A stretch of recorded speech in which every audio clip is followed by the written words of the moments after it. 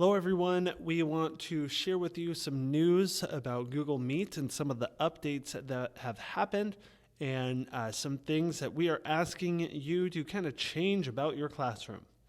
So here we go.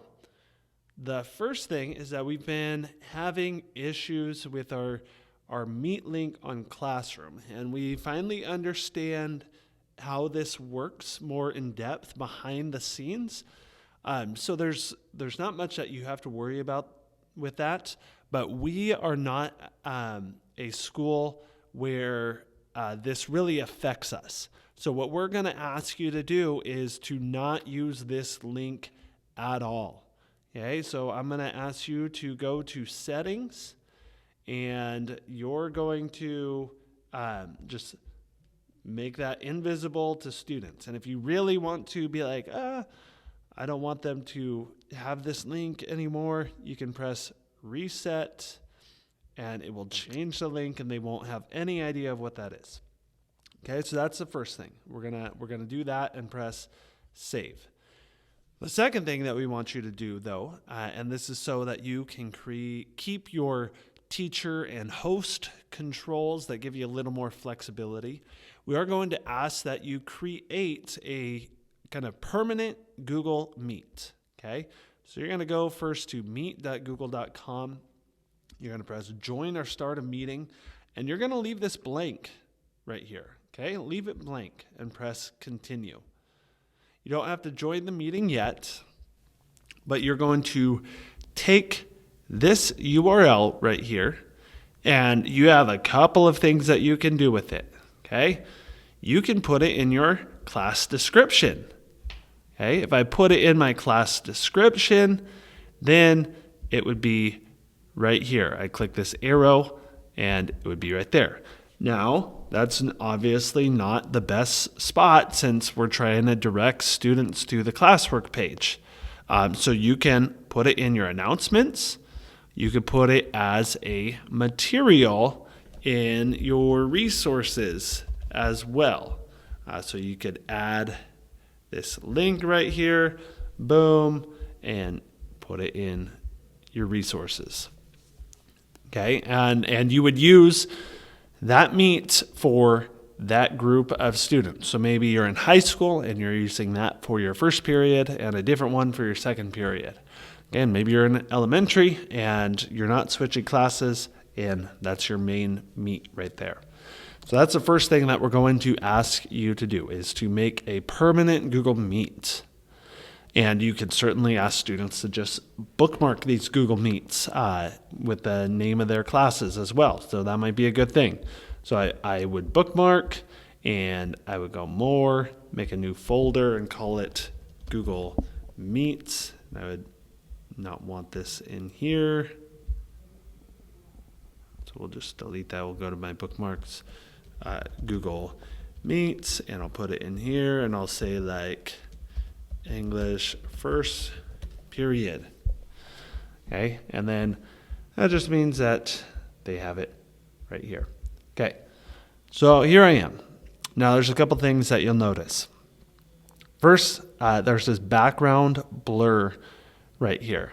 So this just kind of blurs that background a bit so you don't get so much distraction from what's in the back, and it kind of makes you stand out a little bit more as well, which is nice.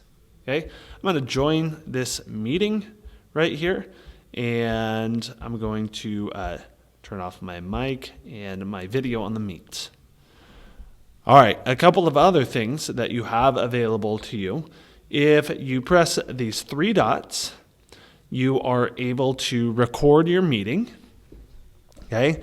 You are also able to change the layout, and you'll notice now in the tiled bar, you can go up to 49 people on a screen. Okay, so it does say that it's not saved for future meetings. Your default will be right here in 16, but you can move it all the way up to 49. So you're going to go in groups like that. Okay, so that's two new things. We can record it, which we've been able to do, but yeah, you can do it now, and you can change that layout. You're also able to turn off the background blur right here as well. Now you'll notice an icon right here called host controls. And there's a few different things that you're able to do right here. And the reason why you want a permanent meet is because if you create the meet, then you have access to this. But if a student created it, they would have access. So by using the permanent meet link, you have access to this. So the first thing is quick access right here, which I probably don't need to ever turn off, but it just means that if it's on, anyone in CVC's organization who has this link will be able to join without being, they won't have to ask. They could just pop right in. You might want to turn it off, and that means that you can only, if I invite someone, so like if I invited a group of students to this meet, they can pop in, but everyone else who came would have to ask to join. Now, this could be a good solution where you do this if you're trying to do individual student conferences or meeting and you want to use the same link.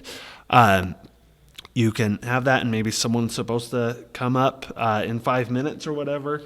They would have to ask to join first. They couldn't pop in on that private conversation. Another thing is you can choose who could share their screen. So normally in a Google Meet, anyone can just, boom, share their screen, and it would show up as a window. But you're able to make that so that only you can do it. And then you can also limit who can send chat messages. So maybe at the moment you don't want everyone to send a message. Maybe you just want to send some messages and let them listen to you. So maybe you're dropping some links in there, but maybe you do want them to drop something in the chat so you can let them send that as well. When I go over to the People tab, you'll notice, okay, here's the host controls as well. So I could turn that off and on there as well. And then some of the last things is I don't have another person in this meet right now, but if I did, I would be able to, there'd be a little drop-down menu, and I can mute them or remove them from the meet. And if I remove them, they are unable to join again. Some features that are coming is going to be the ability to mute everyone with a click of a button, which hopefully is coming soon. I can't remember if it's in September or coming in October. And another feature is virtual backgrounds, where you can, like on Zoom, you're able to put a picture behind you and have virtual backgrounds.